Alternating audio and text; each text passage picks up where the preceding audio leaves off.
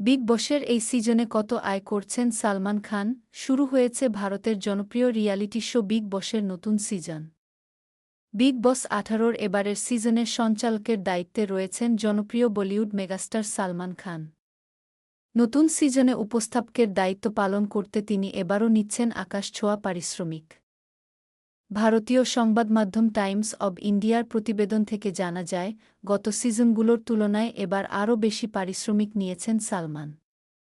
Big বস ১৮-এর উপস্থাপনার জন্য প্রতি মাসে ৬০ কোটি রুপি নিচ্ছেন সালমান।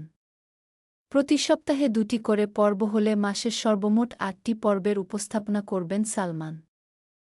যদি এবারের ১৮ নাম্বার সিজন গতবারের মতো চলে তবে ১৫ সপ্তাহের জন্য ২৫০ কোটি রুপি নিচ্ছেন অভিনেতা। জানা যায়, বিগ বস ১৭-র জন্য সপ্তাহে ১২ কোটি পারিশ্রমিক নিয়েছিলেন সালমান খান। এ হিসেবে পুরো সিজনের জন্য প্রায় ২০ কোটি রুপি পারিশ্রমিক নেন তিনি। সেবারের তুলনায় এবারের সিজনে প্রায় ৫০ কোটি বেশি নিচ্ছেন বলিউড ভাইজান। ছোট পর্দায় উপস্থাপনার জন্য সালমান খানের চেয়ে বেশি পারিশ্রমিক এখন পর্যন্ত কোনো সেলিব্রিটি নেননি। সে হিসেবে বলিউড শাহেনশাহ অমিতাভ বচ্চন, রোহিত শেঠির মতো তারকাদের পেছনে ফেলে দিয়েছেন সালমান খান। ডেস্ক রিপোর্ট, বিই নিউজ, ঢাকা।